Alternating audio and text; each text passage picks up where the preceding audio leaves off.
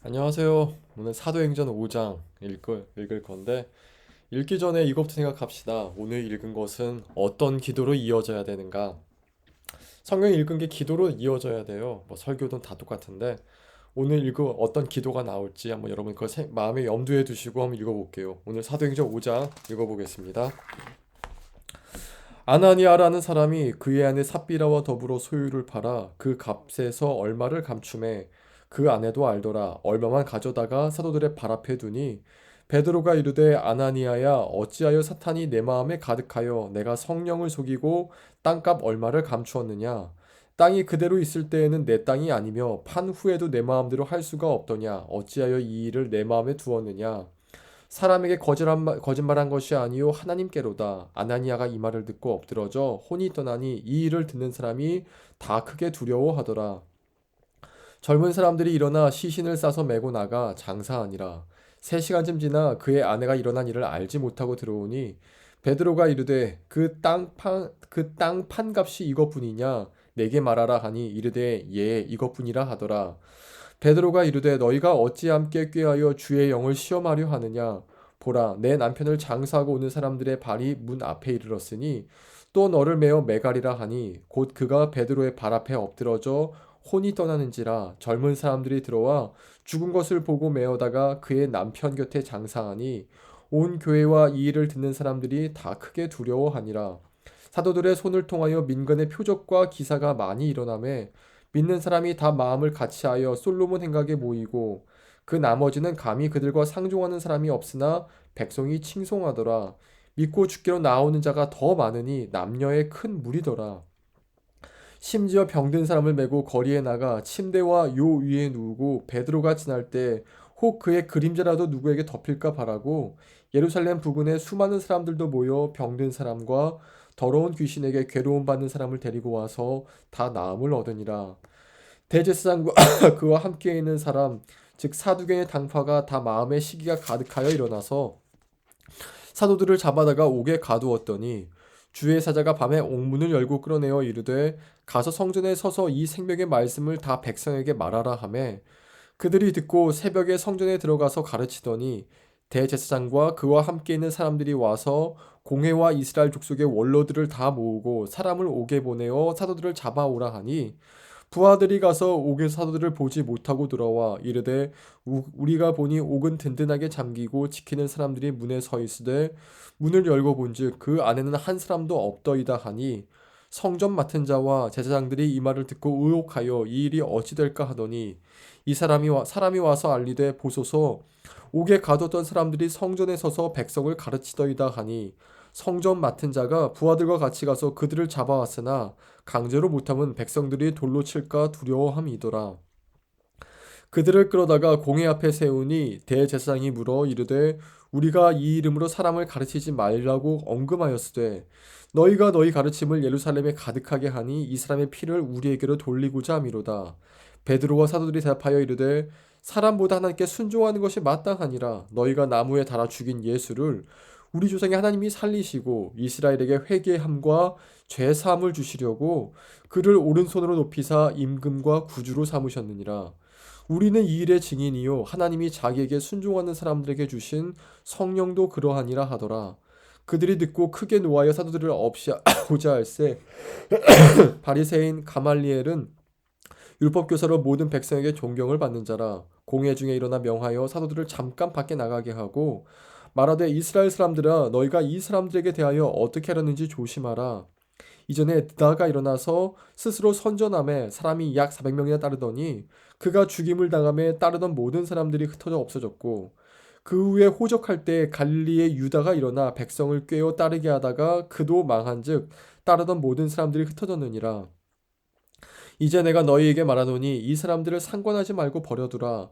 이 사상과 이 소행이 사람으로부터 났으면 무너질 것이요 만일 하나님께로부터 났으면 너희가 그들을 무너뜨릴 수 없겠고 도리어 하나님을 대적하는 자가 될까 하노라 하니 그들이 옳게 여겨 사도들을 불러들여 채찍질하며 예수의 이름으로 말하는 것을 금하고 놓으니 사도들은 그 이름을 위하여 능욕받는 일에 합당한 자로 여기심을 기뻐하면서 공회 앞을 떠나니라. 그들이 날마다 성전에 있든지 집에 있든지 예수는 그리스도라고 가르치기와 전도하기를 그치지 아니하니라. 아멘. 예, 이 시기에는 예수님을 믿으면 핍박하고 죽이는 세대였었어요. 그래서 사도들을 싫어하던 사두개인들이 예수를 그리스도라고 가르치지 말아라라고 명령했죠. 그래서 그것에 어긋났을 땐 핍박했어요. 지금은 어떤 시대냐면은 예수가 그리스도건 말건 우리와 상관이 없다라고 가르치는 시대예요. 예수님보다 더 중요한 게 많다는 것이죠. 너 집은 어떡할래? 너 결혼은 어떡할래? 너 취직은 어떡할래? 너 그렇게 살다가 집 한 채 마련하지 못하고 그냥 죽을 수 있어라고 계속 우리에게 가르치는 시대가 지금 현 시대예요. 마귀의 전략이 바뀌었습니다. 예전엔 예수와 그리스도라는 걸 띄워놓으려고 했지만 지금 네 마음대로 하지만 넌 더 중요한 게 있어. 넌 더 바쁜 게 있어라고 가르치는 시대인 거죠. 그 시대에서 사도든 우리든 어, 기쁨의 요소는 똑같은 것 같아요. 나는 예수가 그리스도라는 것으로 기뻐하는가? 나는 예수가 그리스도로 선포하는 것에 기뻐하는가? 자, 여러분 사도들은 이 당시에 예수가 그리스도인 것을 왜 그렇게 기뻐했을까요? 여기 41절에 보면은 능욕받는 것조차 기뻐하셨다 얘기되어 있는데 이들에게 예수가 그리스도라는 건 정말 기쁜 일이었어요. 근데 궁금하지 않아요? 왜 그렇게 기뻤을까요? 무엇이 그들로 하여금 예수가 그리스도라는 그들에게 밥을 줬나요? 떡을 줬나요? 뭐 집을 줬나요? 높은 지위를 줬나요? 오히려 정반대였는데 그들은 왜 그렇게 예수가 그리스도라는 사실에 기뻐했을까요? 우리가 살다 보면은 물질적으로 혹은 나에게 현실적으로 만족을 주진 않지만 기뻐하는 것들이 굉장히 많아요. 가령 뭐 2002년에 월드컵 때만 보더라도 축구 하나 이겼는데 온 나라가 기뻐했어요. 축구 하나 이겼는데 말이죠.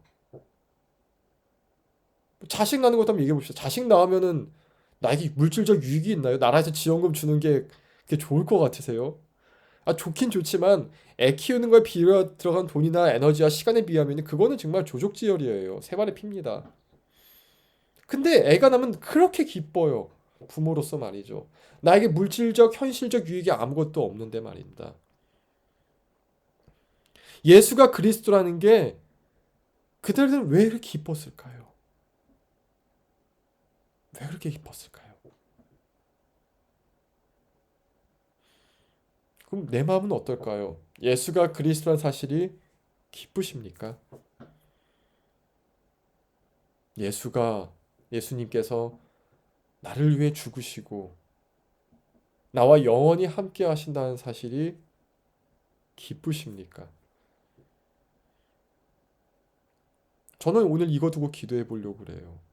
주님, 예수님이 그리스도라고 여기서 그들이 그 기뻐했던 기쁨이 나에게도 넘치게 해달라고. 나에게도 넘치게 해달라고. 그래서 힘든 건 언제나 있어요. 이들은 안 힘들었을까요? 아나냐 삽비라 죽었는데 이들은 안 피곤했을까요? 밤새도록 옥에 갇혀 있었는데 잠 못 잤어요. 안, 힘든 게 없었을까요? 근데 기쁨이 빼앗기지 않아요. 예수님이 그리스도라는 그 사실이 너무 기뻐요. 이게 우리에게 주어진 신앙의 신비예요.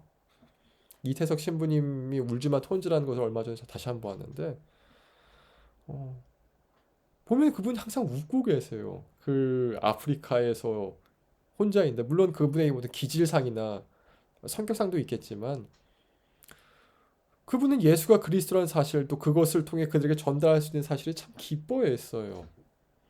가진 건 없고 비교적 젊은 나이에 제가 알기로 4, 50대인데 암 걸려 돌아가셨잖아요. 만약에 이것이 우리의 기쁨이 되지 않는다면 예수가 그리스도신 우리의 기쁨이 되지 않는 우리가 죽을 때 무엇으로 기뻐할 수 있을까요? 우리가 갑자기 하나님께서 이제 다 했어 올라와라는 시절에 우리가 그걸 무엇으로 과연 기뻐할 수 있을까요? 더 나아가서 우리에게 물질적 현실적 이득이 계속 주어진다 해봅시다. 일은 잘 되고 돈은 잘 모이고 성취감도 있고 뭐 집도 사고 차도 사고 결혼도 하고 기뻐요. 근데 저 뭐 나름 차도 있고 뭐 집은 전세 반전세지만 있기도 하고 뭐 결혼도 했고 아기도 있는데 모든 기쁨은 금방 사라져요. 그래서 지난주에 그 얘기했었죠. 한계 효용의 법칙. 계속 인간은 똑같은 기쁨이 왔을 때 만족하지 못한다고 말이죠. 근데 기쁨이 사라지면요 우울하거나 낙담하거나 허무하거나 해충연하거든요. 대개는 예수님이 기쁨이라는 것, 예수가 그리스도라는 그 기쁨이 내 마음을 다스린다면은 나는 어떤 눈으로 세상을 보게 될까요? 나는 어떤 눈으로 지금 나의 현재를 해석하게 될까요? 나는 어떤 눈으로 나의 삶을 해석하게 될까요? 그런 은혜가 있길 기원합니다. 기도하겠습니다. 하나님 아버지, 예수가 그리스도라는 사실이 무한한 기쁨이 숨겨져 있다고 성경은 계시하고 있고 또 하나님 비밀이라고 얘기할 정도로 계시하고 있는데 그 놀라운 기쁨을 우리가 누릴 수 있게 하여 주시옵소서.